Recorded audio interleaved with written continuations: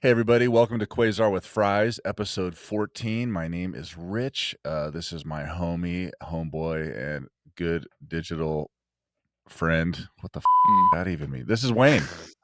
Hey guys, what's going on? I'm Rich's homeboy, digital compatriot, Yeah.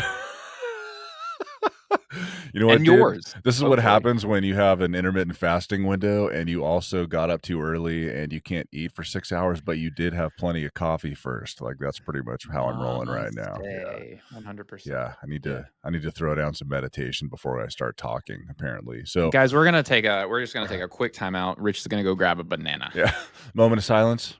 Okay, there we go.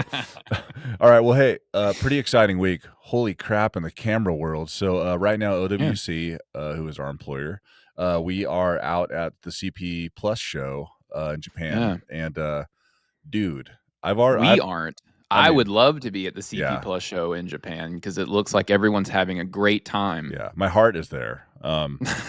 There's been a couple amazing lenses and stuff like that, but honestly, the big the big thing that I'm super excited about and that Wayne and I have been talking about for a little bit and we checked out even is the new Sigma BF camera. This Mm, thing is like freakishly simple, and I honestly, all the tech dorks are complaining there's not enough functionality and ways to adjust things and that kind of thing. And then the other thing that is probably going to be, at least initially, if you think about it, the internal memory is pretty small, right? It's like 256 or something like that gigs.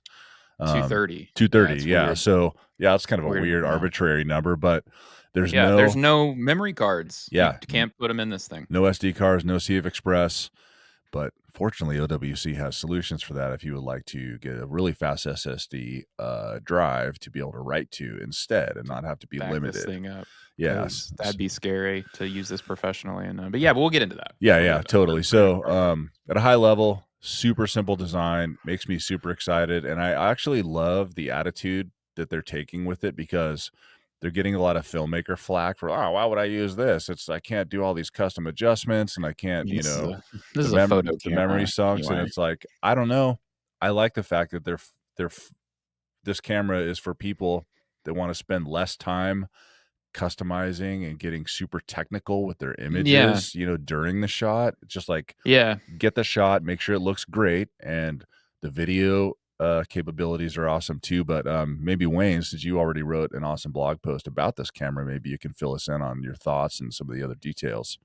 Yeah, let's get an image up there so everybody can kinda see Yeah. what we're talking about, but, like, yeah, so, I mean, this is not nobody is surprised that Sigma did this because Sigma is honestly they've kind of, in the last, I don't know, several years, 10 years or so, they've put out a couple of different cameras now. I think there's 2 previous ones before this, 2 different camera bodies before this. And then the previous one was kind of like this. It was very minimalist and kind of Spartan and very opinionated when it came to that they've clearly been working toward, like you said, distraction-free shooting. Yeah. Um, so there's 2 elements to this, right? There's actually a few more, but there's kind of like from a design perspective, this is just a beautiful object. Yes. And like you can see from the front of it, like there's this is the first thing is that it's a unibody design, right? So this is a single block of aluminum that they're milling down into a camera before they start putting everything else in. So it starts as a single Which is block of cool. aluminum. Yeah. Oh, it's so cool. I mean, and it's probably going to be pretty light Very if light. I had to Yeah. guess too. Which is awesome, and it's all metal except for I guess like the maybe some of the buttons and other stuff like that. But that's basically like how Apple makes its products, right? The iPhones and Macs and stuff like that, they're all kind of like a lot of them are like unibody designs where they're milled from this single piece of aluminum and then, last forever, et cetera, et cetera. So that's very cool. Kind of taking a cue out of kind of like the Apple design. And this does lots of people have said, and it is probably a little bit reductive in kind of like in defense of Sigma to be like, it's like if Apple designed a camera, but it kind of is. Yeah, but that's Because actually why I love it. It's yeah. awesome. Yeah. It's very nice, but I would argue Apple already designs a camera, Right. and it's the most popular camera in the world, and it's called the iPhone. Yeah, because Um, you can check Microsoft Teams on your camera, that's the important thing. Absolutely, and that's what everyone really wants. That's what everyone really wants. Everyone really wants to stay connected to Microsoft Teams while they're trying to be creative. Yeah, totally. But, like, in that vein, Yeah, I think what Sigma is arguing here, and I think it's worth pursuing. So, like, maybe this is not the final form. Maybe this is not the one that hits or does it because we really don't know. We don't know what it's like to actually use this camera. But the argument is even on your iPhone, the positives of the iPhone, right, are it's in your pocket, it's everywhere you go. The best camera is the one you have with you. So check for the iPhone on that. The downside to the iPhone, right, is everything else in the world is also on this phone in addition to the camera, and yeah, that gets in the way, yep, right? Using the camera on the iPhone is okay from a I pick it up, I open the camera app, I hit the shutter button, photo taken, it's out of my face again. I'm just able to take photos and there's no other distractions. It's a very kind of automated experience and it gives you honestly great results yeah, in terms of the amount of work that you're putting in. I think Sigma's argument here is the problem with the iPhone is the phone part yes, and the communication part. And so like 100%. what would we create if we tried to create a camera that replicated the ease of use experience of an iPhone but without the phone Yes, and with lenses and the comfort of kind of like a dedicated shutter button and menus if you wanted them, etc. So that's really kind of like the ethos behind this thing and I think that if that's gonna be your direction, it needs to kinda be visually apparent through the design of the camera, like, what this is for. yeah, So, you've got people who are reacting to this going, this is awful, like, who would ever wanna do this?"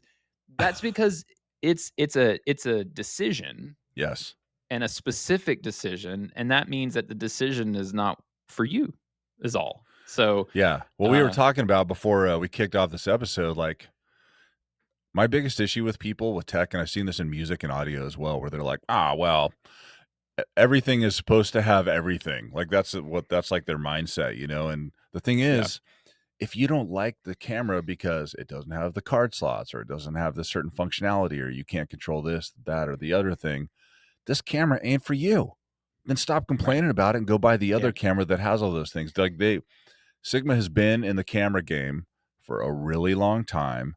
They know what camera people like. They know what yeah, photographers like and filmmakers, and I feel like they have kind of a grip on um content creation too to some degree, with this camera coming out and stuff too. But like don't buy it then. If you want the thing that has like the crazy customizable yeah, options and all the wheels and the widgets and yeah. the menus that are like 1,000 panels deep, to scroll through and Sony has adjust got everything. you. Yeah. Sony has got it Sony's covered. got you. Go get a Sony. Canon's got some good menu stuff going on. My old freaking GH5 has tons of menu options to control a bunch of things Right. too. So, but this also supports the other thing philosophically we've been talking about historically, which is if you're going to go out and shoot and you want to be in the moment, you want to be immersed in shooting photos and shooting video and not be distracted by anything, dude, this camera right now, this might be my next purchase for that. Right. And It's it's the other knock against it, I guess, is that it's kind of pricey. It's 2 grand just for the body, yeah, which is that's to me unfortunate. But to me, it's also kind of like again, this is not their main business. Lenses are their yeah, main business. I exactly. honestly, I would have much rather have seen something closer in price to, like, maybe the Fuji X100 series around 1,300 to $1,500, and then, like, maybe even it's fixed lens. It doesn't have interchangeable lenses. Yeah, They have paired because this isn't I don't think it's a very big camera. I'm not exactly sure how big it is. I don't know if it's as small as, like, a Ricoh GR3 or a Fuji XM5. yeah, I don't know if it's a compact camera necessarily or if it's more like an X100 in size or whatever. Um, I just feel like with the simplicity angle that they were going for, they're a lens manufacturer first and foremost. mhm, So it's going to have interchangeable lenses on it. Like they want you to be able to use this. It's an L mount right? So it works with all Sigma L mounts and then any other kind of L mount lenses that you might have around. Mhm. Um, but like, yeah, I don't know. I kind of would have loved to have seen them a little bit lower on the price and then maybe even like a fixed lens to kind of prove this out as a Yeah. concept because when you introduce the lenses into it, you're kind of like opening it up to like, oh, this is a professional camera. And I don't No. it's not really. No, this yeah. This is kind of like a it's Leica-ish in the sense that this Yeah. is a hobbyist I've seen a camera. lot of comparisons, to Leica in terms of design and approach and Yeah. stuff like that. But you can use a Leica camera professionally, and so, like, don't get me Yeah. now, there are people that would argue, like, that would be an awful decision to use it, like, because, again, if you're using it professionally, you've gotta have Yeah. all the dials, and you've gotta have blah, blah, blah, blah, and there's technically superior and Leica's just overpriced marketing, etcetera, etcetera. Right. There are brilliant artists and photojournalists and photographers that are using Leicas as their main camera, and some of them are even like a Q3 with a fixed lens, and they're getting Yeah. incredible results. So you can use any camera professionally, Yeah. but some cameras are gonna be a better time than others. And I think, yes, this has interchangeable lenses, but the ergonomics are definitely if I don't need ergonomics personally if Yeah. I'm spending the day with my family. Yeah, exactly. You're not like, But if I need to be if you're not gonna probably take this though to go shoot a wedding, you know what I mean? Right, but if I'm at Yeah. a wedding all day and I'm literally gripping and holding a camera or Yeah. 2 camera bodies all day, then yes, that's when the ergonomics kind of Yeah. come. It's again, it's kind of like what type of shoes would you wear for a walk around the neighborhood versus what you would wear to run a Yeah. marathon in? Those are 2 different types of shoes. So, some of the complaints I feel like are but they're really kind of levied toward the professional end, and I think they kinda open themselves up with the interchangeable lens nature, or maybe they should have, like, we made this lens especially for this camera and it's super small and compact. It's got a good zoom range on it because Sigma's fantastic at like giving you a lot for your money. Yeah. And I think that like the weird thing with this camera is that this is very little for a lot of money, which is not like Sigma's bag. This actually is kind of an Apple approach with Yeah, pricing. They're right. like clean, simple, controlled, tested like crazy, and it's also really expensive. I mean, the specs look good. I mean, Yeah. 24.6 megapixel CMOS, so it's Yep. mirrorless and obviously, and it's not a full frame camera. No. No, it is full frame. No, I'm wrong. Yeah, it says it right there. I thought for some reason I was thinking that this was a crop sensor, but it's a full frame. Yeah, So it full is a full frame, frame which camera, is good. tw 24 megapixels. So it's basically right under or right on par with where you would find like a Sony A7 IV. Yeah. So that kind of like 24 to 30 megapixel full frame camera. Yep. So I was thinking it was a crop sensor, but it's Yeah. got 6K video. And you can shoot and log. Uh, You you can don't you're shoot not 'em Yep. limited to, that was one of the things that was really obnoxious about, I mean, most cameras just that's built in now, but, like, when I got the GH5, this was so stupid. This really pissed me off. So, if you got the GH5, it didn't offer log. It didn't support log unless you paid $99 to download this binary file, drop it on an SD card, and then it, like, updated the firmware on your camera, and then you were allowed to shoot in log, and it was like, Woof. dude, what? I So, hate that, yeah, it was yeah. really stupid. I don't know if any other cameras operate that way in terms of, like, The charging real you. question is going to be, does the app for this camera suck? Mhm. And the answer is probably yes. And see, and that disappoints me because I'm like, don't give us this awesome hardware and then continue to give us bad phone connection software Yeah. on the app. Rich, that is so rude. Like, bro, get it together over there. What is ringing? What like someone calling you in the middle of a show? Yeah, What I like would like everybody to know that, that was a gift from a, telemarketer trying to call my phone. So let me, let me turn off my ringer here because God. obviously Ugh. I'm a big fan of amateur hour, as a Threw off our producer. groove completely. Yeah, I know. But no, I mean, like, so that's this is priced. around the A7 IV. I would say that that also makes this really difficult because there's just no world where I recommend this camera to someone over an A7 IV, Yeah, and, at that price, I mean, and then, yeah, so but the A7 IV is a really solid camera anyway. But, yeah, like, you technically, they've included a lot of stuff for feature set that justifies the price, but again, it justifies it. It doesn't kind of like, "Holy crap, it costs what?" That's half the price of, like, whatever the other thing, the competing thing with the same functionality. I mean, that is to me, when I think of Sigma, mhm, I do think of that 80% of the functionality at 50% of the cost. Like, yeah. that's kind of the thing they do best, and I I think that's another thing that's kind of off for some people here yeah. I is f balking at I that feel price like point. they're dipping their toes into this is kinda like with the price, the design, the features, and the price point on this, excuse me, is, Sigma dipping their toes into creating a sort of high-end boutique camera, like a cool to have, and then they're Yeah. gonna see how people respond. That's I do like when companies take a bold step to just try something new and just like go way Yeah. over here, and go against what everybody's saying in terms of like the status quo commentary about cameras being worth it or whatever. I feel like they're just like, look, this is what we made. Here's what it does. Here's how much it costs.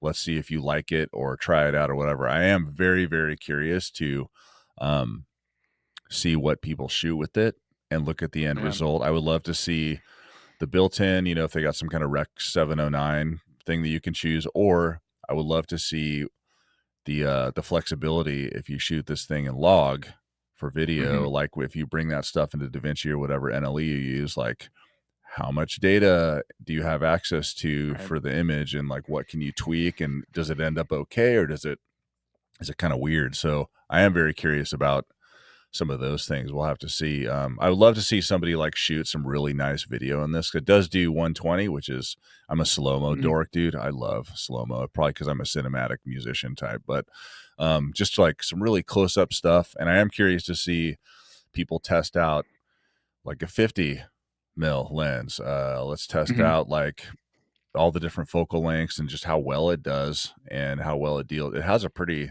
the ISO range on this thing is pretty bonkers. I am curious, there's certain brands, camera brands that some are great in low light, some are terrible, some are kind of in between. The Panasonic stuff sucks in low light. Sony has been kind of the king of low light shooting, but I'm Yeah. curious to see what this actually offers. Yeah, I don't, yeah, and it kinda comes down to the file generation, right? And Sigma Right. doesn't really have kind of like a reputation. So, like, Fuji stuff, right, has this great reputation for its JPEGs are not only kind of flexible. I mean, again, their JPEGs don't have the data that a RAW file has, but if you were to be there's lots of professionals out there, and wedding photographers and whatnot, that shoot Fuji JPEGs. Yeah. And then maybe they also it's like JPEG plus RAW mode, but like they're shooting primarily, they know this JPEG is going to be get me 80% of the way to what I'm going to deliver to the client. Yeah. There's still a lot of flexibility in what you can do in terms of the highlights and the shadows and a lot of the color, even in a Fuji JPEG. And so that's kind of Mhm. like Fuji's known for that. They're also known that for when you get up into the higher ISOs, um, it's not a bad noise that's in those files. It's like a filmic type noise. It's aesthetically pleasing, Yeah. like actually. And so there's actually some Fuji film recipes or that people have kind of come up with custom recipes that people that where you're supposed to shoot it at high ISO to kind of mimic the look of film because so Sony's known for pretty good low light performance. The various camera manufacturers all that's a huge question with this Sigma is kind of like, okay, well, I know why I would choose this camera strengths and weakness, but we just don't know, just because there's just not a lot of them in the wild. We Yeah. don't know a whole lot about how this Sigma, and this is a completely the other thing that they've done with this thing is looking at like the back of the camera. Yeah. There are what they've done. They're not real buttons. So this is gonna be another area where people are like, "You gotta be freaking kidding me. They're not real buttons." So, point taken. But there's like a dial, like a circle dial, Yeah. with, I think that's a button in the middle for kind of selecting. Select, yeah. And then there's 3 more buttons right up under it, and I'm pretty sure, unless I'm reading this incorrectly, they're not real buttons, they're haptic buttons. Mm. So So you just they touch don't, them basically, and then they and then they respond? give you like a little bump to let you know, "Hey, that worked," right? So, Yeah.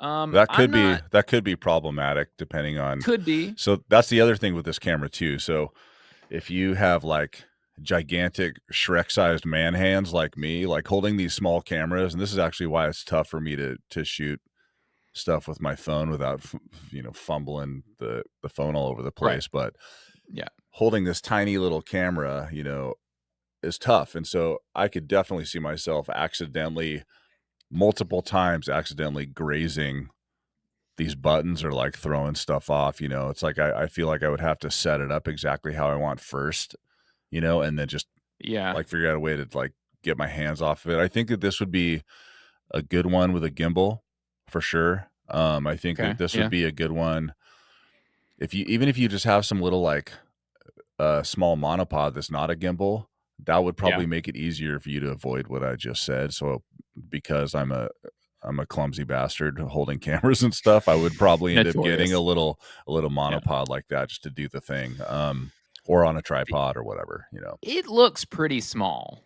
So, like, there's, like, a guy on the B&H channel, he's kind of holding it, and he's holding their new 300 to 600, super ultra telephoto that we'll talk about in a little bit, but, like, he's holding it, and it's just a little bigger than the palm of his hand. I mean, maybe he has giant hands, but he seems like a pretty average sized dude. So, if I had to guess, I would think that it might even be shorter than an iPhone 16 Pro in terms of, like, the overall, like, maybe if you lopped this part off. I don't know, it doesn't seem like it's a very big camera.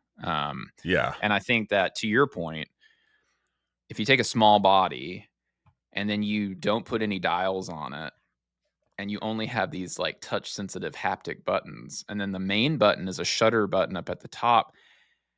But again, their argument is, from what I understand reading about it, and I haven't seen what it looks like when you're shooting. The only thing that I have seen is it on the back of the camera, there's actually 2 displays. Yeah. So there's the main 3.1-inch touchscreen, and it's 2.1 million dots. Of note, there is no viewfinder, no, electronic viewfinder. There's no EVF where you can actually look in and see what you're shooting, which is that eliminates this. People really hate cameras these days that don't have EVFs, and that's another thing. Like, my my first Fuji camera was an X70, Uh-huh. no EVF. Yeah. And I was like, "Well, I'm really used to shooting, like, back screen shooting on my phone anyway." So it's just never I don't really use been a thing for I've me. never used that. I mean, of course, I've used it on my super old school tank, the 5D Mark III that I have for stills. Yeah. I still use that thing. Total workhorse camera, thing's awesome. But for video on my GH5, which has been my primary Oh, video yeah, for camera, sure, I'm video. using Yeah. screens and stuff. And even with stills, I've used the screen for that too. I would So say I probably split on, if I have a camera with an EVF, yeah. I do tend to use the EVF. I Oh, will really? make use of it. Right. So, but it's typically, I think I'm more comfortable. Like, let me look and see, make sure my exposure is where I want it. And Yeah. that's really nice. Yeah. So, if I was doing something professional, I will say I would much rather have the EVF than not have it. Right.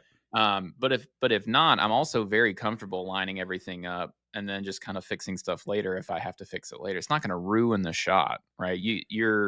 It might not be exactly what you thought it was in terms of, like, your overall exposure, but, like, Yeah. it's going to be pretty close. I don't know. Like, if I don't have it, I really don't notice that I don't have it. I just shoot, and Exactly. if Yeah, I you do just have go it, for it. Yeah. I use it. Totally. So, Yeah. but again, this camera is all about eliminating distractions and complexity. They don't want you doing this. They want you kind of in the moment, taking photos with something that's pleasing to look at and hold. And so, all of that to say, they don't have the EVF. but it does have 2 displays. One of them is this tiny little pill-shaped thing that sits right above the dial, and that's where you can see all of your exposure Yeah. measurements, your shutter speed, your ISO, your I assume your white balance and, your exposure compensation, all that. They're like the numbers just kinda pop up. Yeah. It's like a digital, display, and they just kinda pop up in that. It's called a status monitor. There is a thumb grip on the back.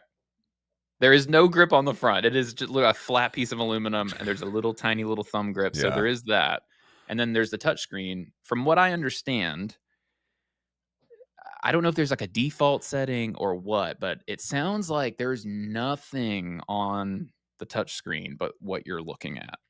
Yeah. So Which will no, be trippy and kinda interesting to get used to, but I think you can turn it on if you want it. Oh, I think okay. there's, like, a button, and so some people were like, "That's already a thing." Like, you can just get rid of menus on a Fuji by just pushing down Yeah. on your jog dial, which is true, But then you're not using this camera. but then you're not You're using this using the camera. Fuji camera, Exactly. it's like, buy the thing that you want that does what you want the way that you want Also, it. this camera, almost every picture I've seen of it, um, it's been paired with a Sigma 45 millimeter 2.8. Mm. Um, I don't know anything about this lens, but that to me tells me that that's kind of there. It's like what I was saying earlier, right? That's a $550 lens. It's the Sigma 45 millimeter f2.8 DGDN Contemporary. So Contemporary is not their like top of the line lens. It's Yeah. kind of like their mid range lens, affordable lens. Yeah. So they're trying to do, Um, like, an affordable go-to, like a kind of a default yes, one that and they it's would small, recommend. Yeah. Yeah. and it's a smaller lens. The lens that I'm shooting on right now is the what? I always forget what the this is a great look. Oh, this is a 10 to 18, and then this is a contemporary lens as well. Okay. But I would imagine it's around the same size as that 10 to 18, which is going to give you a pretty compact kind of footprint. Yeah. But the reason I bring up the fact that this is a 45 millimeter on a full frame, it's going to give you the full 45 millimeters. That's like that. It's closer than 35, but it's not quite 50. Yeah. And one of my favorite lenses on the Fujifilm system is the 33 f1.8, and the 33, that's another one that is not quite 50. It's like 49. Huh. And you would be surprised when you pull out a little bit from 50, you still get that nice kind of flat, more natural look instead of that kind of the warped look that a wider lens would get. Yeah. That 45 to 50, not quite 50, but down to 45 gives you like a really nice. They're definitely saying like, here's the camera body, here's the lens we think you should use with it. And to me, what they're saying is that this is almost like a Leica, almost like a Q43, Yeah. Yeah. right? So the new Leica Q43 that got a bunch of buzz that was released last year, they basically just slapped, instead of the 28 mil lens on the Q3, they put a 43 millimeter lens. I think that's right. I think it's exactly 43 on that Leica. Right. That seems like what they're competing with here, right? Yeah. Is like a Leica Q, but with interchangeable lenses. Yep. Yep. And speaking of lenses, this might be a good Yes. time to segue into the other Sigma. So wait, hold on a second. So Oh, would you, before we move on, yeah. would you pay 2,000 for this? Would you personally? I I just need to see I need to see some results from other Yeah. people testing it. I need to see stills. I need to see video shot in a few different modes and a few different contexts, especially the low light thing. Like, I guess I have PTSD from low light issues on my GH5. So like low light is really important to me for video. I want to be able to go shoot like moody stuff and like, where there's just hardly any light sources going on, but there's some cool shots to get. And I just need to see the results from amateur testing with this thing to pro testing results, and just like I want to see the results of somebody shooting a log and then bringing it into post and like color grading the crap out of it and see like what happens.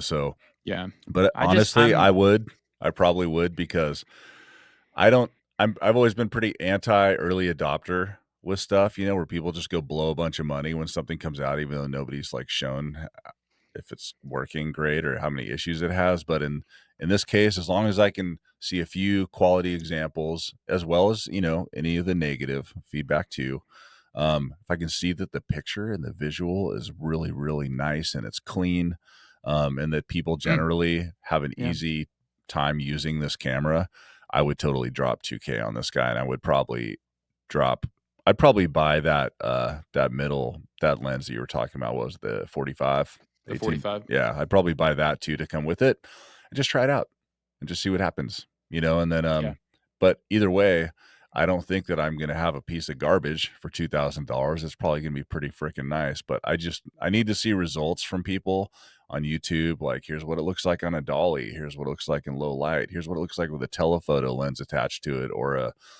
yeah, 50 or whatever, you know, like, show me the money, you know, and then I will make for a sure. decision. Yeah. Now they have said that Sigma, it's got video capabilities, but there's no in-body stabilization.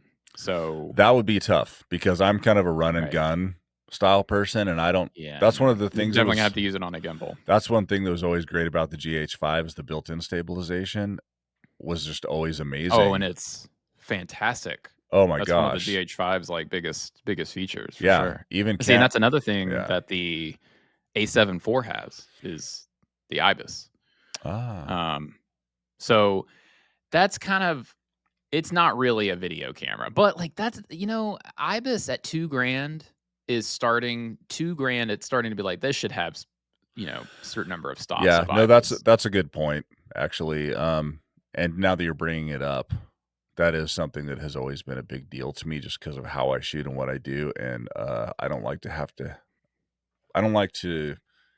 have a requirement to have all of this other gear and crap wrapped around my camera just to go shoot some nice video that looks okay. It doesn't need to look perfect, you know, if you want gimbal Right? perfect stuff or a slider or something, then go buy that stuff and mount your camera on it, but Yeah. generally, I'm a, like, off the cuff, "Oh, I'm here in this moment, look at that shot, cool, let's go," you know, I'm not a filmmaker, you know, I don't do this for Yeah. a living, I don't have all this crap that I do when I go create with a camera. It's always just like, "Oh, yeah, my wife and I will take a trip up the coast, or we'll go to some cool vibey place," and I just have my camera with me, and I wanna be able to easily shoot video or stills or whatever and then get out, you know? I mean, and, here's kind of my final thought on this thing.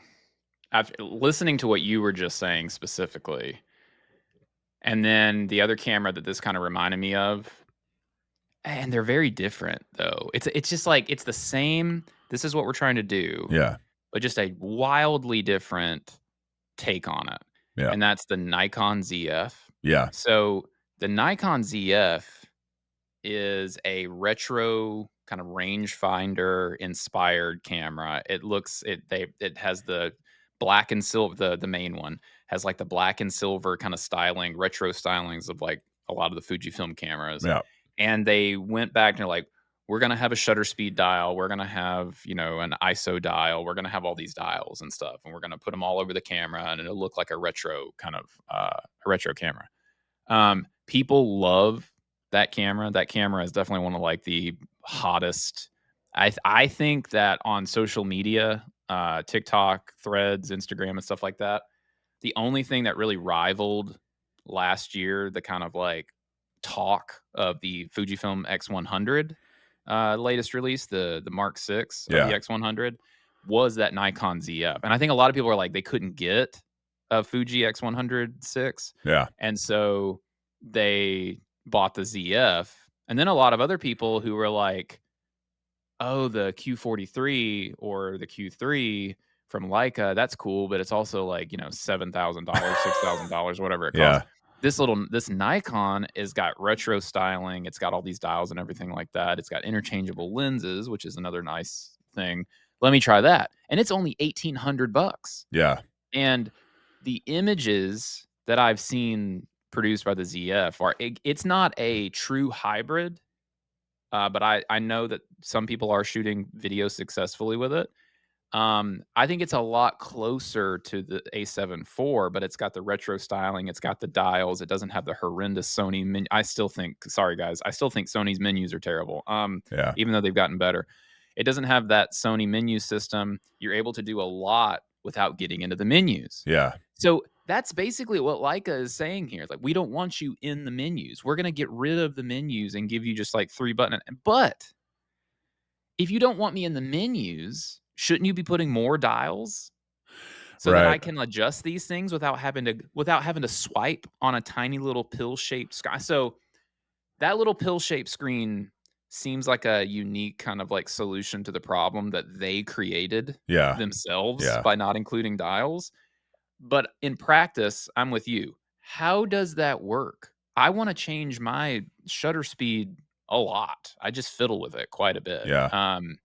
If I don't have, and a lot of Sigma lenses don't have this, I don't know if that 45 does, but not all Sigma lenses have aperture rings Right. on them to where that's one more dial that you don't have to put on the camera. There's Yeah. some so like, I don't think this one does. No, this one has zoom and focus on it. There's no aperture dial, which is annoying. Mhm.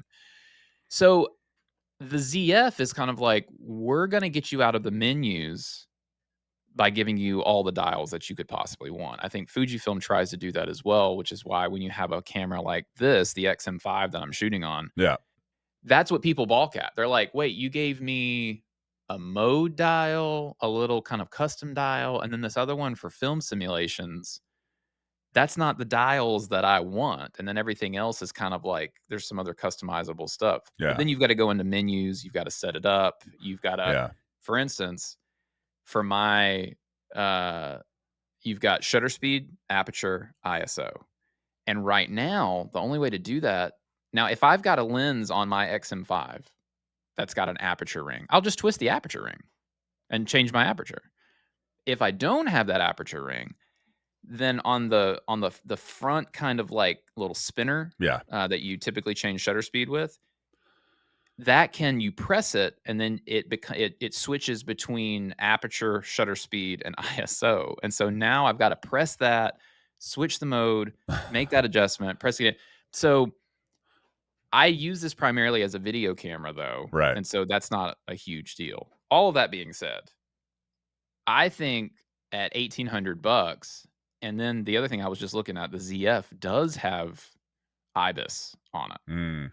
So it's got 5 stops of in-body image stabilization. And the thing is, if you're gonna have an interchangeable camera and you're like, "I'm gonna put a zoom lens on this thing," you want IBIS. Oh, It's yeah. not just a video feature. Yeah. Yeah. So, I don't know. This one's kinda hard to justify, but I think they would argue, well, the ZF is a retro inspired camera, and that's what it does. I Yeah. think what Sigma's trying to do is kind of what they usually do. This doesn't look like a Sigma product because it's not cheap and it's missing certain things, Yeah. but I think if you compare it to what they were going after, I think they were going after the Q Yeah. from Leica. Yep. This is an experiment for them, big time, Yeah. I think. I think that they were going for like a luxury feel, high-minded red dot type design Yeah. that rivals the Leica in looks, clean minimalist design, and is a third of the price. Yeah. And that's kind of what you have here. That's not for everybody, and it's No. definitely not for people who are, and then we didn't even talk about really the hard drive, but that's probably the most controversial part is that they you and I were talking about this a few weeks ago. Like, I wonder when camera manufacturers, and to me, it felt like a thing Sony would do because Sony loves messing with proprietary, Yeah, I know. memory, Storage and all that stuff, yeah. but Sigma was just like, "Yeah, no memory cards," I mean, because that's which further distraction. which could be good for OWC, right? So, we have seriously some of the most amazing solutions for external, storage, uh, to attach to your camera, and I don't think you can attach anything to this thing. It but connects to a computer.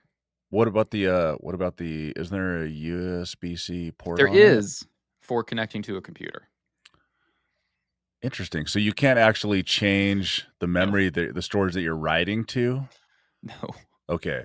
That actually Yeah, might no, be a it's game changer to me because if you're shooting 6K video, bro, and like not on a got your 230 thing, gigabyte. Yeah. yeah, he's like, dude, I get to go out with this new camera and I get to shoot video for like 32 seconds every time. It's so great. And then I got to It's take it home and it's offload.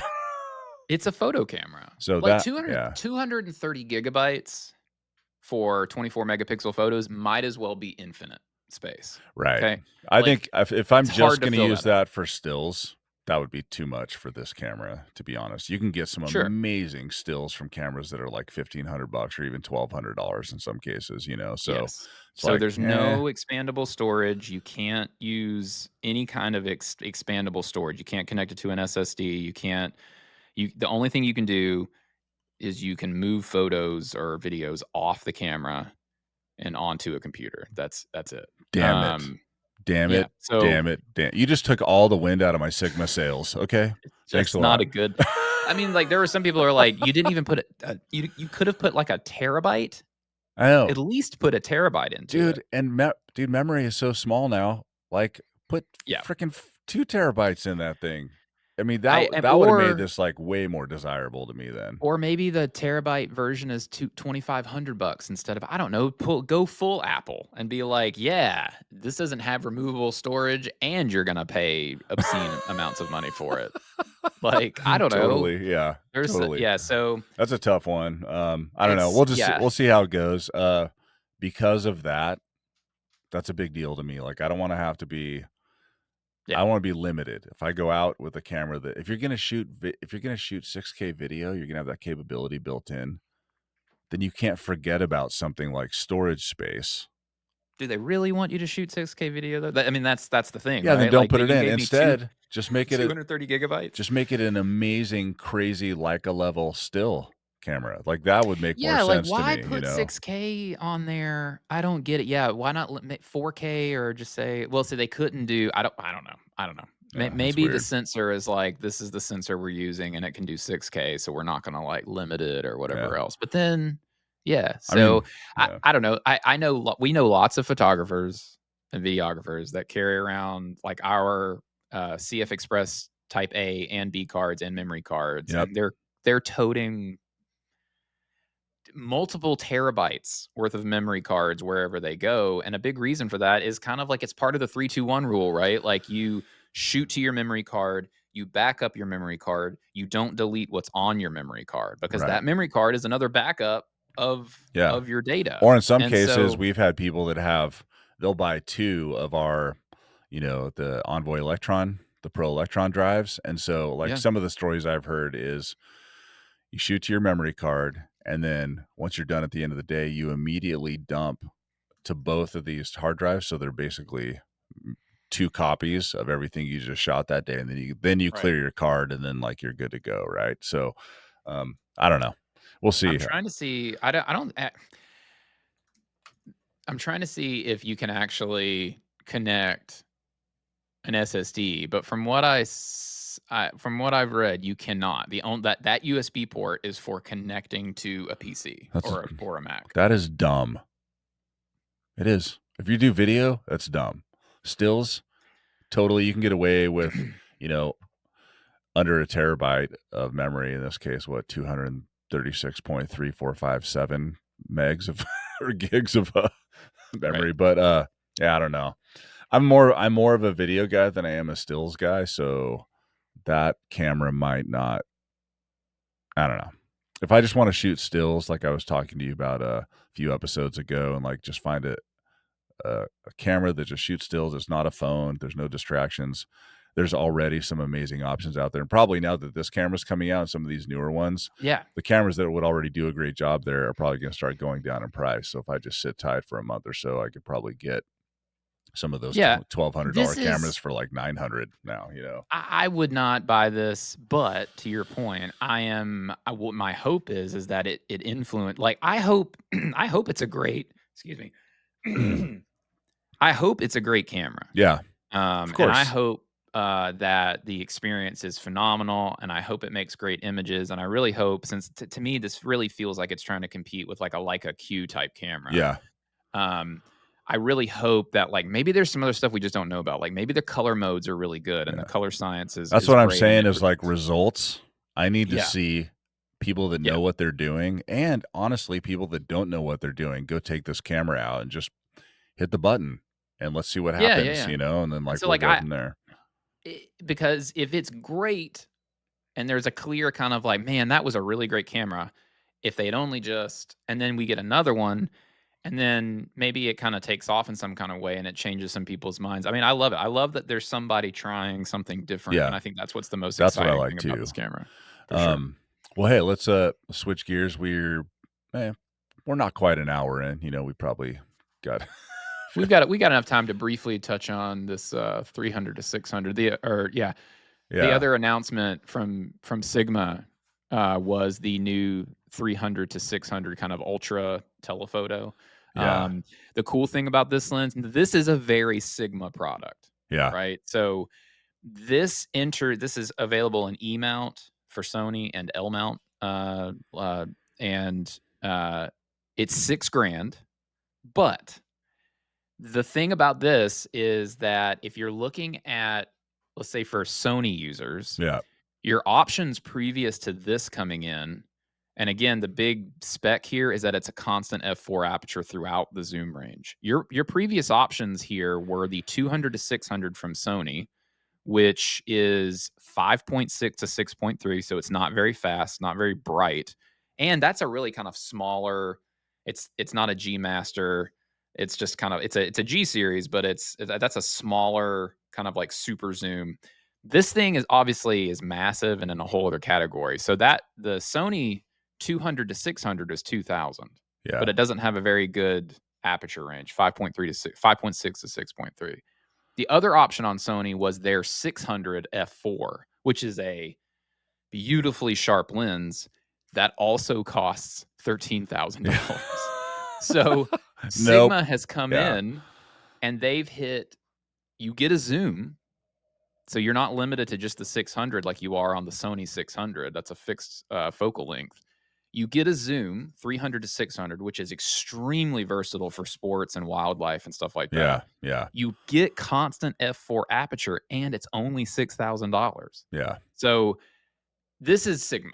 This That is kind yeah, of like what everybody loves Sigma for. This is kind of their bread and butter. And if you're an L mount, great, the dog's gonna start barking. If you're an L mount user, you didn't have any 600 millimeter option before this one. right. So you should be so it's great for them. But this is definitely a very This professional, this is a specialized this lens. is a dope lens, dude. Like, Yeah, this trying would be fun to use. yeah.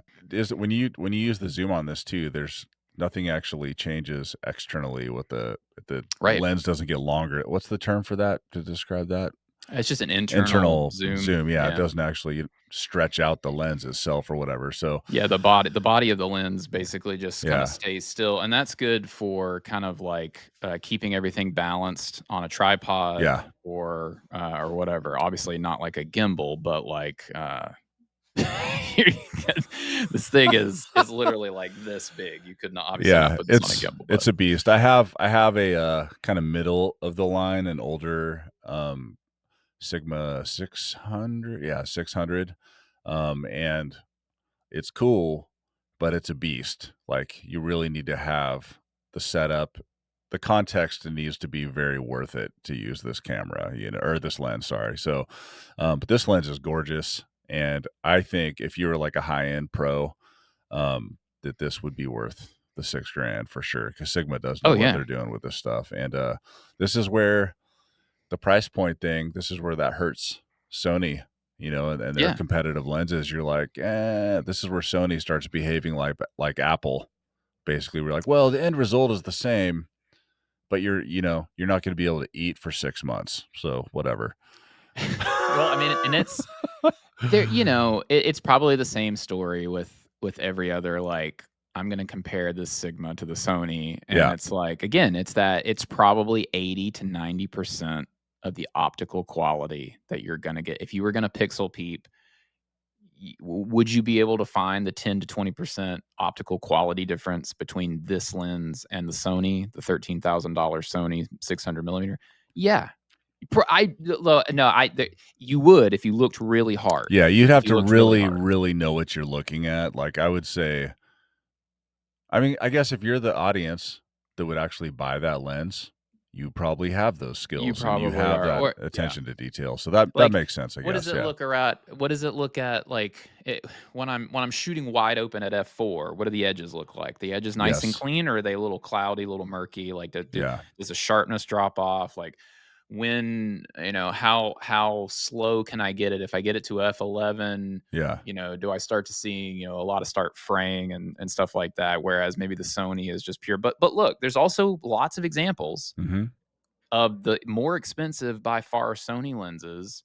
Sony's got kind of like a, I don't know. I feel like most of their, in the very beginning, they were putting out lenses that were super expensive, and there were a lot of misses. And then, and I would say the 200 to 600 is one of those lenses where they were like, this thing is worth its money. And I think they've got a couple of zooms now under their belt that really do hit the mark in terms of optical quality. So I think that for the most part, they've gotten the optical quality in line with being able to justify what they're charging, because that's the consensus.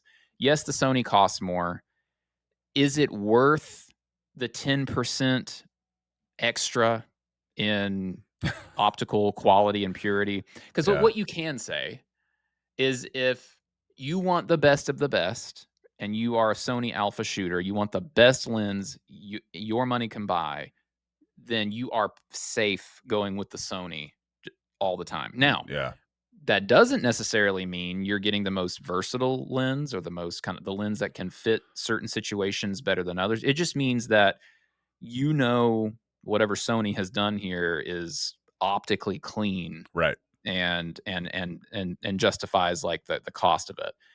But, like, sometimes it's like, well, yeah, the 600 is super clean, but it's just 600. Yep. W Am I gonna have to bring a 400 and a 500 and the 600? Like, Yep.